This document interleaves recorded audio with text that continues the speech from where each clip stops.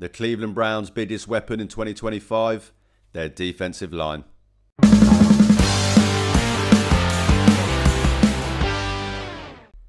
Hey guys, welcome back to my channel, or if you are new here, then please do me a favour and hit that subscribe button. So continuing my previews of the Cleveland Browns position groups as we get into training camp. Of course, rookies reported today, so next Thursday is when training camp officially starts, so nearly there. Rounding off the defense, saving the best for last. Not just the best position group on the defense, but in my opinion, the best position group on the Cleveland Browns roster, and that is the defensive line. Going to include both, of course, defensive ends and defensive tackles as one in this, just because of the way that Jim Schwartz uses this unit and the way that this defensive line kind of acts as a whole. And to just make less videos, if I'm honest as well. But obviously, as I said, I expect this to be the best unit on the Cleveland Browns next year. I've said multiple times, I think this unit will be the reason why the Cleveland Browns won't be the worst team in the NFL next year. I just think this defensive line, led by Myles Garrett, will just be, will raise the bar too high for them to be the worst team in the NFL.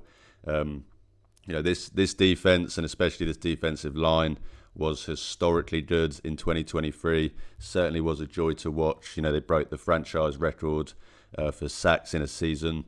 They took a slight step back, shall we say, last year, but still led the NFL in pressure rate whilst rushing 4 guys, which of course is great to see. Being able to generate pressure without having to send blitzes is the benchmark. And of course still had 41 sacks on the year as well, which, yes, of course was helped by Myles' 14, but still, their biggest step back for me, my biggest gripe with the defense last year, obviously starts with this defensive line and up front, was the run defense. So, that is something they will have to improve on this year, and obviously we'll have to see if the moves that they've made and the changes that they've made will, have an impact on that. Mentioning the changes that they've made, of course, they've brought in some guys, they've let some guys go, traded Z, obviously, last season, got rid of Obo this offseason, and then added Mason Graham, Malik Collins, Joe Tyron Shaniqua, Julian Okora, guys coming back from injuries and stuff like that as well. So, lot of competition in this group, and in regards to what guys I expect to make the roster, to be in that initial 53 and final 53. They probably will carry 9 defensive linemen. That's what they did last year.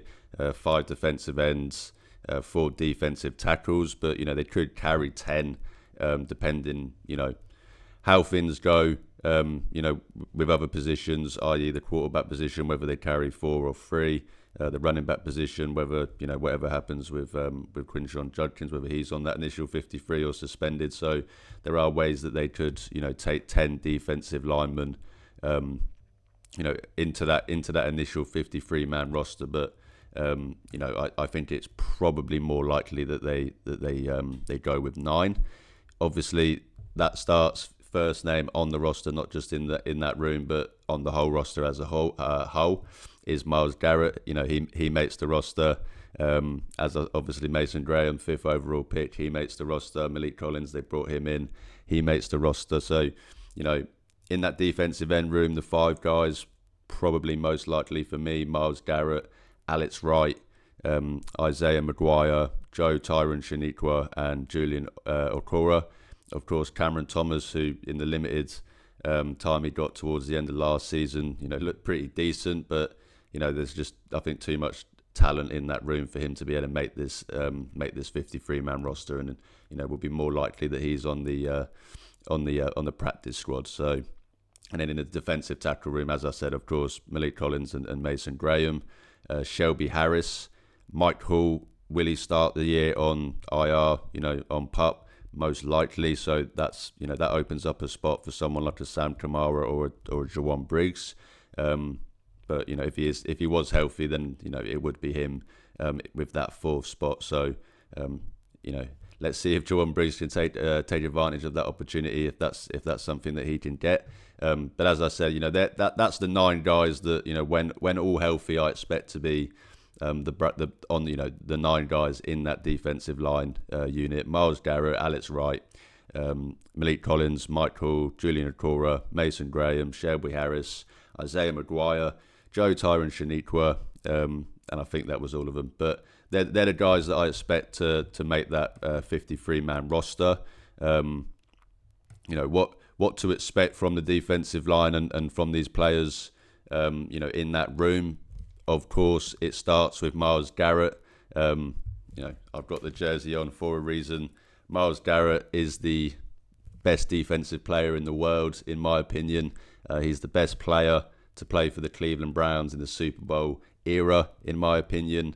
I've not made my opinions on Myles Garrett, not known on this channel. Certainly sang his praises and will continue to sing his praises for as long as I live, because Myles Garrett is an absolute pleasure to watch because of how good he is as a player. It of course starts with him. He is the benchmark of this defense. He is the blueprint. He is where everything. He is the clog in the machine that makes everything work.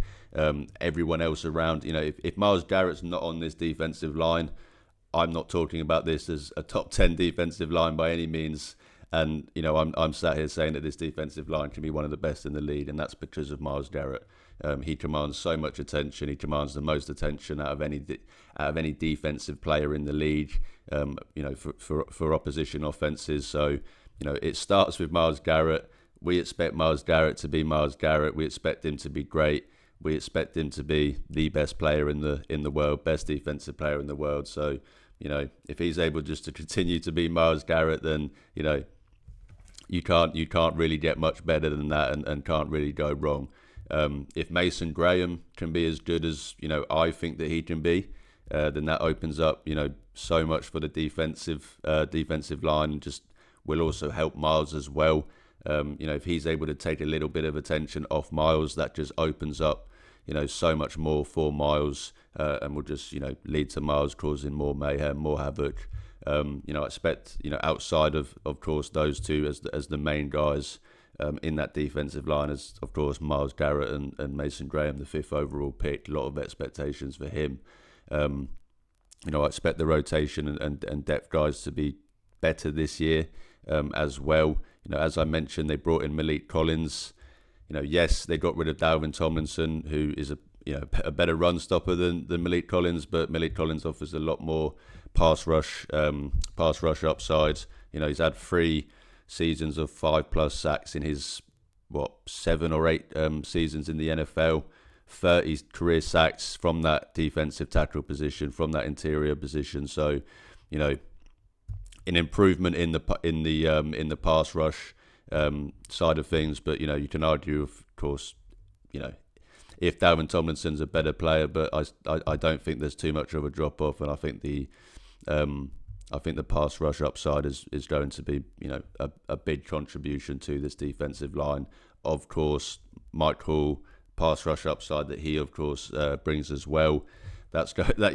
You've got, especially in that interior, and if Mason Graham can live up to the potential as a pass rusher as I and a lot of people expect him to be, then there's so much pass rush upside in that interior, which is going to just, as I mentioned, not just with Mason but with all of those guys, just frees up so much for Myles, and just leads to not just Myles but that defensive line causing havoc as a whole. Joe Tyron Shaniqua, someone they brought in as a low risk, high reward type player. Andrew Berry loves a first round pick, former first round pick, of course, of the Tampa Bay Buccaneers. Someone that has struggled at times in his career, but he's got 15 sacks in 4 seasons. It's nothing to shrug your shoulders at. He's certainly not been a bust or complete bust, shall we say. I mean, he was picked 32 basically in the second round, so you can't really call him a first round bust as someone with 15 career sacks and someone that has averaged about 60% of the snaps played when he was in Tampa, and only missed 2 games during those entire 4 years as well. So someone that has shown that can be healthy, which is of course a great thing for this Cleveland Browns team with just how unlucky they've been with health over the last couple of seasons. So someone that can be a good depth piece and also be healthy and be available is going to be massive. Julian Okora, you know, you can say what you want to say. It's an okay, decent depth piece. You know, someone that maybe hasn't lived up to expectations of him coming in. He was born in London, so that's a pretty cool thing for me, of course, as a British fan. But most sacks he's had, 5 sacks in a season during his second season with Detroit, of course, drafted with Detroit. 10 sacks in 5 seasons, so nothing to, of course, that blows you away. But let's see if he can again provide a good depth piece, and then I'll finish it off with my 2 favourite, shall we say, non-stars on the Cleveland Browns, maybe Isaiah McGuire and Alex Wright, 2 guys that I'm massive fans of. Isaiah McGuire, arguably one of the better, if not, well, of course, other than Miles, best run defender we have in that defensive end room. He's very stout against the run, and last year especially started to pick up more and show more promise as a pass rusher. Only 2.5 sacks, but getting pressure, showing that he can get to the quarterback. He continues his development, and can build on top of that. That's going to be a very good, decent depth piece, and maybe even becomes that starter next to Myles Garrett. I think the potential is there, and of course Alex Wright, he probably has more of a chance, shall we say, of being that starter next to Myles Garrett.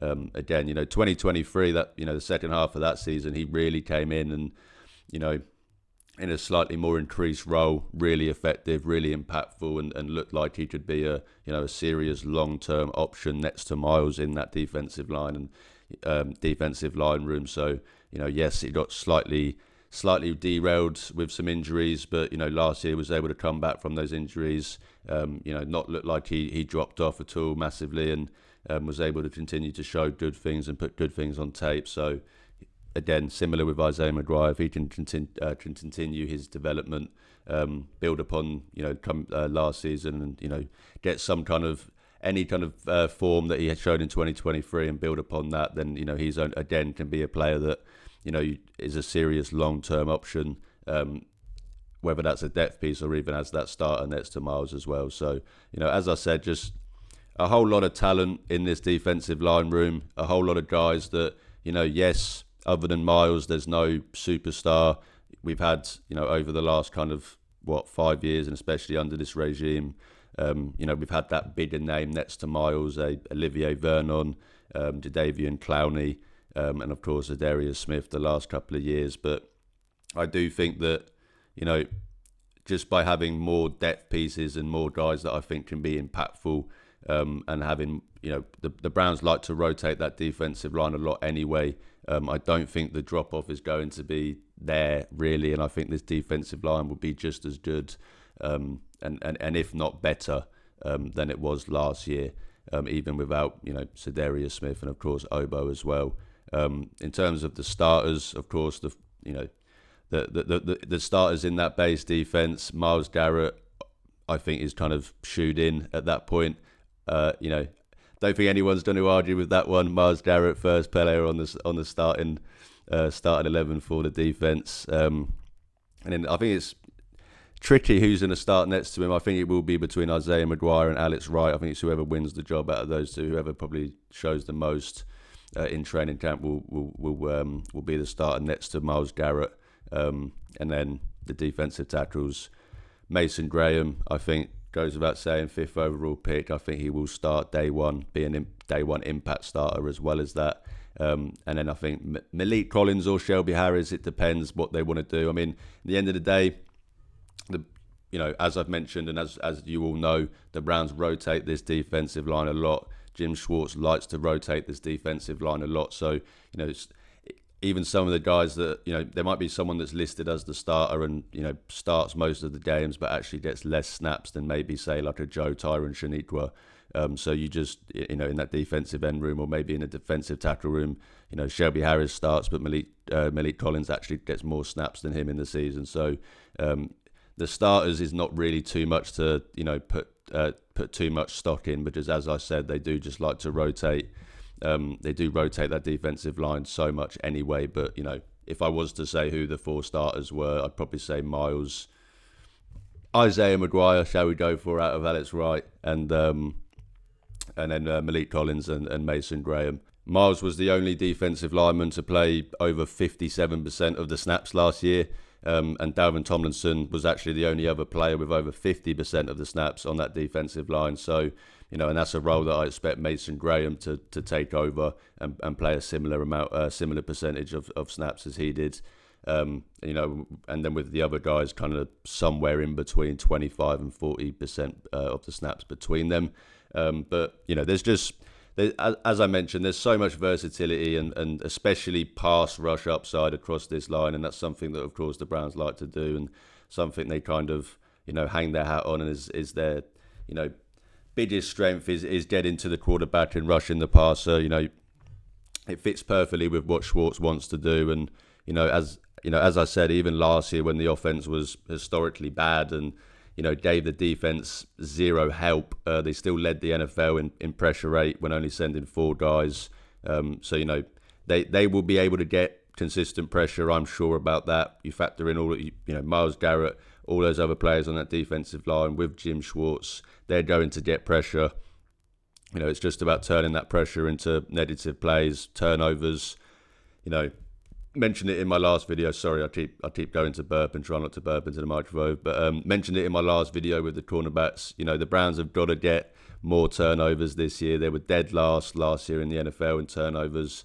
And, you could say that starts with the defensive line, getting pressure, getting hits on the quarterback, and, forcing fumbles on the ball carriers.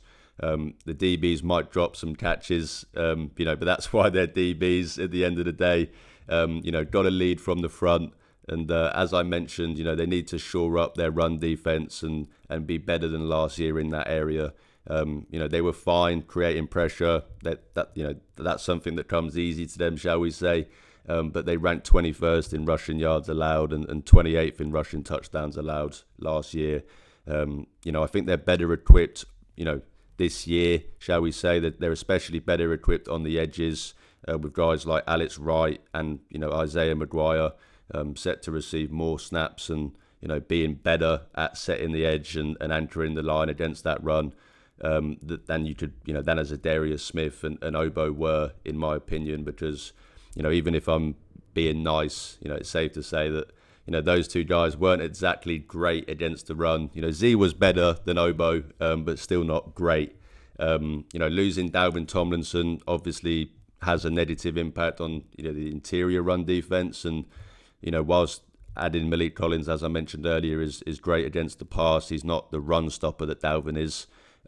However, there is of course a lot of talk about Mason Graham and his pass rush upside, and rightfully so.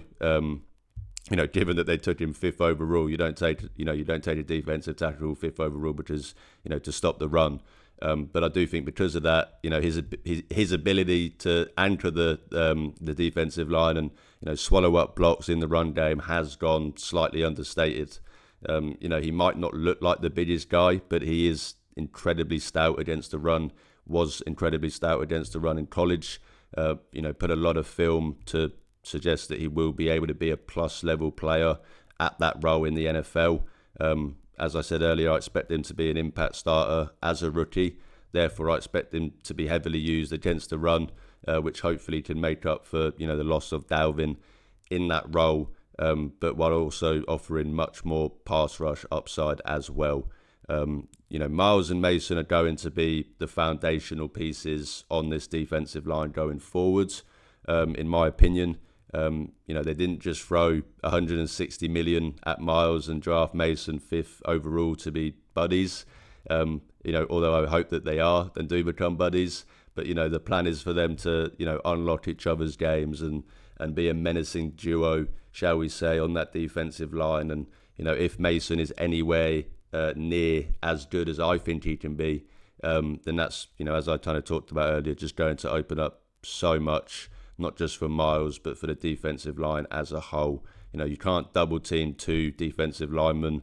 The Browns and Jim Schwartz have a chance to cause mayhem with this defensive line, and just create matchup nightmares for opposition offensive coordinators, and put fear in the eyes of opposition quarterbacks and offensive linemen. But just to summarize it all up, how I expect the defensive line to be, as I said, I expect it to be the best unit on the team. When you have the best defensive player in the world on that unit, you have to believe they are going to be at least somewhat good. Factor in all the other pieces that I talked about on that line, and this Browns defense has a chance to replicate their 2023 form and win this Browns team a lot more games than people will think that they will win this year, shall we say? As I said, I think this defensive line, this defense as a whole, is too good for the Cleveland Browns to be the worst team in the NFL next year. Not saying it means they're gonna go and win the Super Bowl. But I do think this defense is going to be one of the better defenses in the NFL as a whole.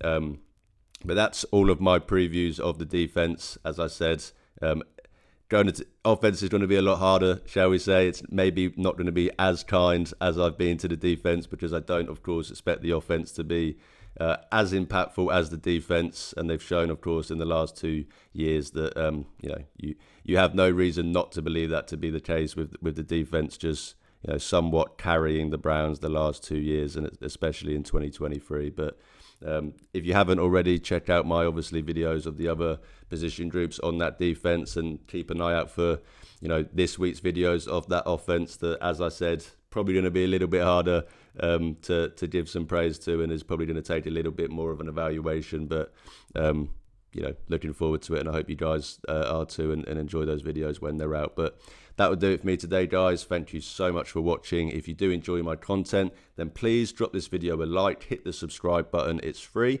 but it really, really helps out my channel. You can also check the links in the description to see where you can follow and interact with me on social media. As I always say, I'm trying to build a community of Cleveland Browns fans, and even if that means I only get to talk to one fan a day, I'm happy, because I'm talking Browns football with the best fan base in the world. Thanks again for watching, guys. Have an amazing weekend, but most importantly, go Browns.